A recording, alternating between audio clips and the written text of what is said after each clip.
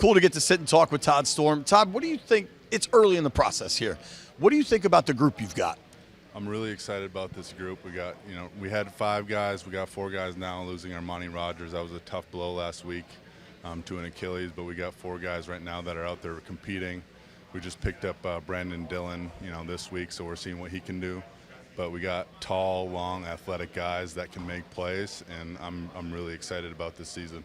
How difficult is that loss of Rodgers, especially now in May? I mean, so early, and he's an intriguing prospect. Yeah, that's huge. We have extremely high expectations for him. Gifted athlete, and he's got really high upside. So we're excited he had surgery this week, so we're excited to get him healthy and get back working with him. We're really excited about his future. A guy that has produced at a high level, Logan Thomas. He's dealt with some injuries, but when he's been right, he's really put up some big numbers. What do you think as a young coach working with a veteran in the league in Logan? He's awesome, man. He's a great leader for our room. He does things the right way. He stays in his book. He's studying.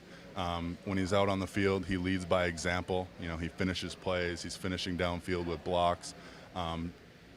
Good leader for our room. It's been fun working with him for 3 years, and now being able to take over control of the room. It's been a fun change for me to work with him, but I have nothing but good things to say about Logan, and he looks, like he was in 2020. He's healthy, he's running around, doing a lot of really good stuff right now.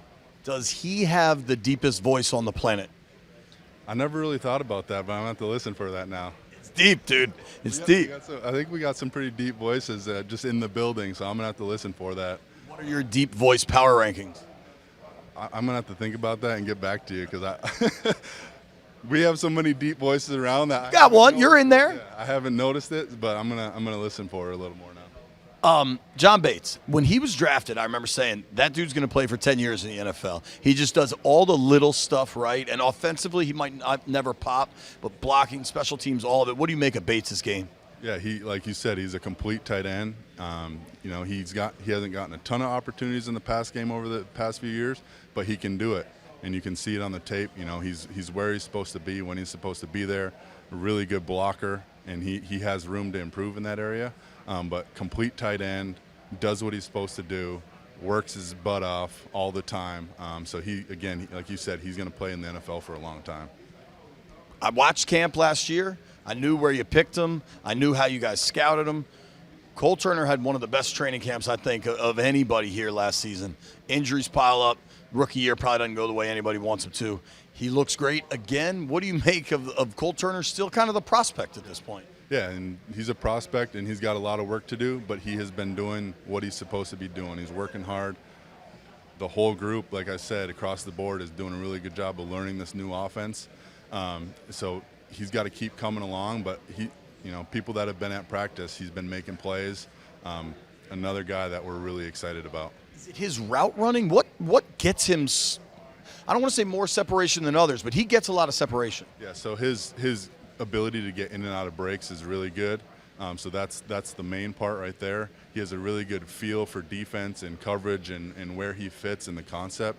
And then he's got top-tier ball skills. So he's a wideout in college, right? Exactly, and he's got great ball skills. He can go up and take it off the top of someone's head. So that combination of things allows him to separate at the top of routes and be open more often than not. And I don't want to shortchange somebody as tall as Curtis Hodges. What do you make of his game? And I mean, he flashed at times last year. Yeah, and he's been flashing this year in OT. And he's huge. Yeah, he's huge. We've got to have. I would like to find this out, but I'd be shocked if we don't have the tallest tight end room in the history of the NFL. I mean, they're all 6'5" to 6'7", so we got a ton of length. Curtis, again, another guy that has a ton of upside.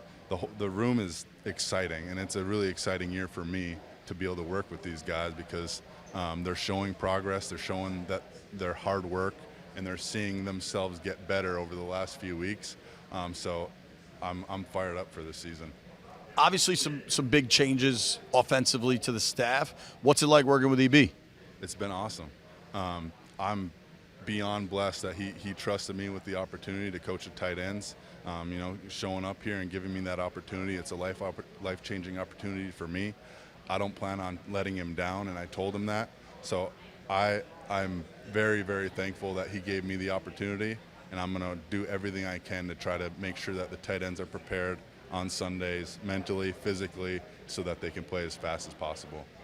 And listen, it's Mahomes and Kelsey out in Kansas City, so you don't want to extrapolate too much. But I think I read a stat that Chiefs offense ran the most 13 personnel in the NFL. Like, there's a lot of times where there's multiple tight ends on the field, and not just 2, but 3 at times. How do you feel like your group is ready for a enhanced role, perhaps?